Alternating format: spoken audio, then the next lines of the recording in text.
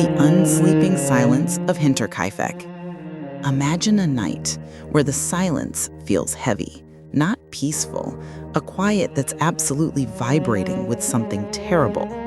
The chimney flue that was always working has gone cold. The school bus passes an empty stop. The front door of the house stays locked day after day.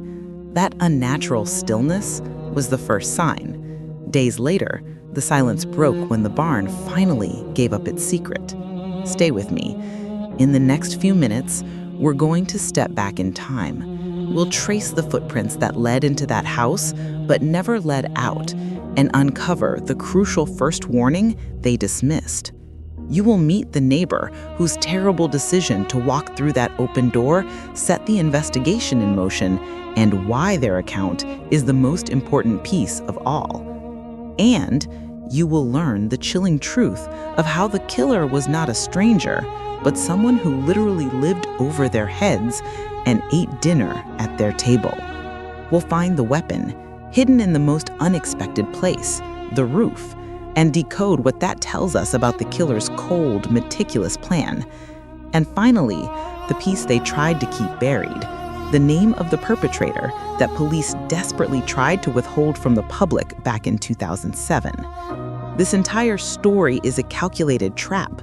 Every single detail connects to the next. Do not look away. Stay with me until the final second, and you will understand exactly how the killer closed the door on this family forever. There is a silence that doesn't just lack noise, it actively presses down, heavy with intent. In March 1922, this unnatural quiet settled over Hinterkaifeck, an isolated farmstead in Bavaria. No smoke drifted lazily from the chimney. No footsteps echoed on the path where the 7-year-old girl walked to school. Days later, when concerned neighbors finally forced their way inside, they uncovered a tragedy so profound and methodical that it has haunted Germany for a century. 6 lives had been extinguished: the patriarch Andreas Gruber and his wife, Cecilia, their widowed daughter, Victoria Gabrielle, her 2 young children, 7-year-old Cecilia and 2-year-old Josef, and the new maid, Maria Baumgartner, who had only just arrived. They were found stacked, hidden beneath hay in the barn, and tucked into their beds inside the house. The killer had not fled in panic. They had stayed. They had fed the livestock, eaten the family's food, and kept the fire burning for days, moving through the house like its new silent master. Someone had not simply reacted. Someone had planned, watched, and waited. You feel it, don't you? A specific kind of silence, the wrong kind, pressing against your ribs, a weight that won't lift. Stay with me. The next moments will entirely redefine the tragedy you thought you understood. The question gnawing at us is simple. Who remains after the violence is done? Who takes the time to feed the dog, to light the stove, to sit at the kitchen table and eat a meal, listening to the new absolute silence of a house that will never speak again? This wasn't the work of panic. This was cold plan. This was patience. This was someone intimate with the space, someone who knew where the water buckets hung, which floorboard groaned, which hinge was loose. A person who could navigate that corridor in the dead of night, eyes closed, and never once brush against a chair. See the image, a faint lantern swinging across the dark yard, a face you cannot quite define. Now look closer at the kitchen. Bread missing from the shelf, meat sliced with meticulous care, ash cooling in a stove that should have been cold hours ago. If you still believe this was the work of a stranger, challenge that idea. A stranger does not feed the cattle for days, keeping them calm. A stranger doesn't know precisely which door jams tight when the rain begins. And a stranger, having done the unspeakable, would never risk staying a single extra night when the entire village is watching its own windows. But if you land on a neighbor, on someone close, test that darkness too. Could a friend, a face from across the fence, meticulously cover every body? Could he use hands that once traded tools to stack hay just hours later? Could he stand in that barn and pull a heavy board over a face he knew by name? Focus now on the final, damning details. The dog tied up, the cattle watered, the baby asleep in the east room. The maid's bed placed just so, facing a small window. And then the attic. Scraps of food and human waste, footprints pressed into the dust, a makeshift bed on bare boards, a quiet place for someone to lie perfectly still and just listen. Yet there is a detail colder than all the rest. The child found in the barn, the one we overlooked, she did not die instantly. She lived for hours. She died with a lock of hair clenched in her hand. That is the true measure of time when no one comes for you. You will demand an answer now, a name. But do not rush this moment, because the next rooms we enter are a crime scene polluted by curiosity. People will touch the doors with bare hands. They will shift the bodies. They will boil water for coffee in a kitchen that should be sealed and guarded. And the crucial evidence? It will begin to slip away. But not all of it. A pattern remains. The exact sequence of the killings, the meticulous way the bodies were covered, the rooms that were singled out, the tool that vanished only to reappear in the loft a year later. The name that somehow never made it into the official reports of 2007. The motive that keeps pulling us back to the same few acres of earth. Prepare yourself. We are about to meet the very first man who dared to walk inside that house. I need you to watch everything he does. Listen to the reason he gives for being there. Note the casual way he describes the little girl. And pay special attention to the moment he unlocks a door. How did he know exactly where that key was hidden? Do not look away now. We are standing at the hinge of this entire story. The next few minutes will irrevocably lock the sequence of events into place. You will finally understand why the theory of a traveler fails, why robbery makes no sense, and why only someone local, someone known, fits the horrifying domesticity of what was left behind. Take a breath. Step into that yard with me. The lantern is still swinging. The dog is still barking, and the door is about to open. Hinterkaifeck sat near the hamlets of Groburn and Kaifeck, a plain, isolated rectangle of house and barn surrounded by fields and woods. The family was self-sufficient and withdrawn, largely due to a shame that the village never let them forget. Years before, Andreas and his daughter Victoria had been convicted of incest. While they served their time, the court's judgment cast a long shadow, fueling gossip about the paternity of Victoria's youngest child, Joseph. The village knew of other tensions. Victoria had been engaged to a neighbor, Lorenz Schlittenbauer, but Andreas violently forced the relationship to end. Lorenz married someone else, but the bitter feelings, the old grief, and new anger remained. The Grubers lived under a veil of judgment, a perfect cover for an escalating danger few could see. The first crack in the farm's composure appeared 6 months before the murders. The maid at the time grew terrified, claiming she heard footsteps in the attic every night when the family was asleep. She heard boards creak directly above her bed and movement near the hatch, yet searches revealed nothing. Though Andreas dismissed her fear, the maid fled the farm, a choice that saved her life. The warnings grew bolder. The newspaper. In late winter, Andreas discovered a Munich newspaper on the property. No one in the home bought it, and it was not a local subscription. The footprints. After a fresh snowfall, Andreas found a single set of tracks leading out of the woods, across the field, and right up to the machine room door, but there were no tracks going back. The intruder had arrived, but seemingly vanished into the house or barn. The missing key. Around the same time, the house key disappeared, and locks showed signs of having been tampered with. Andreas told his neighbors about these unsettling events, but he took no decisive action. He did not call the police, nor did he change the locks or move his family.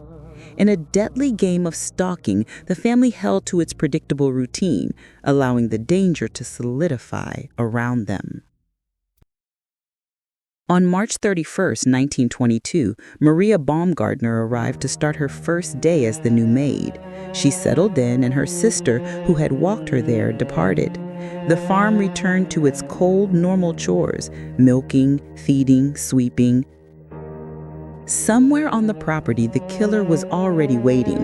This person knew the rhythm of the evening, the routine of the animals, and which member of the family would respond to a commotion.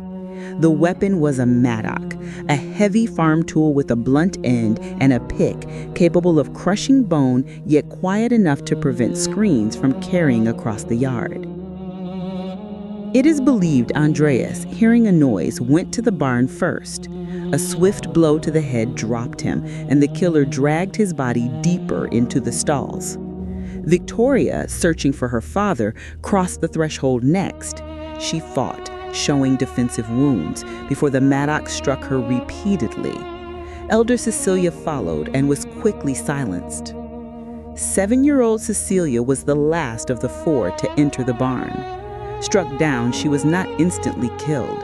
When the bodies were found, tufts of her own hair were clutched in her small hand, a horrifying testament to the hours she lay conscious, in pain and terror, before dying among her family. The killer then stacked the bodies and covered them with hay and a board, an act that hinted at familiarity or perhaps a macabre sense of finality. Crossing the yard, the killer entered the house, likely using the missing key or an unlatched door. They moved to the maid's room, where Maria lay curled in bed after her long first day, and the mattock fell one last time.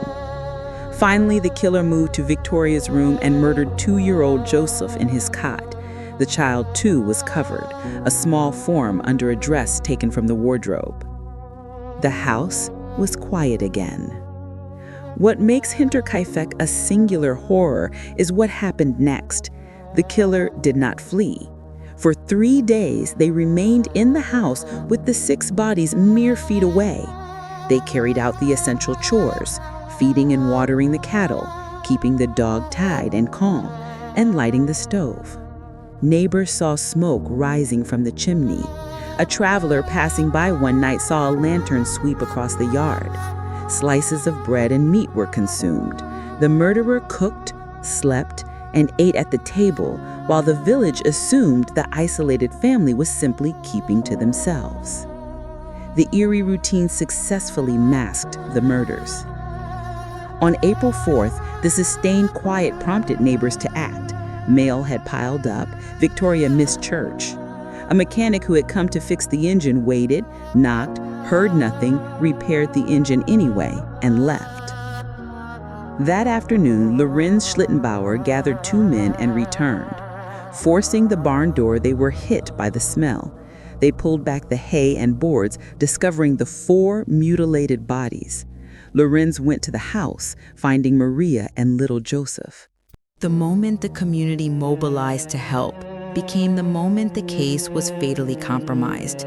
Shocked villagers flocked to the scene, carrying lanterns, touching tools, standing in the kitchen and making coffee on the stove. Every well-meaning touch, every footstep, broke the chain of evidence. Police from Munich arrived the next day, but the scene was tainted. Fingerprint evidence was smeared and lost. A doctor performed autopsies, confirming the mattock-type weapon. In a further act of institutional error, the victims' heads were removed for study in Munich, and the bodies were buried without them. Tragically, the skulls later went missing during the chaos of World War II.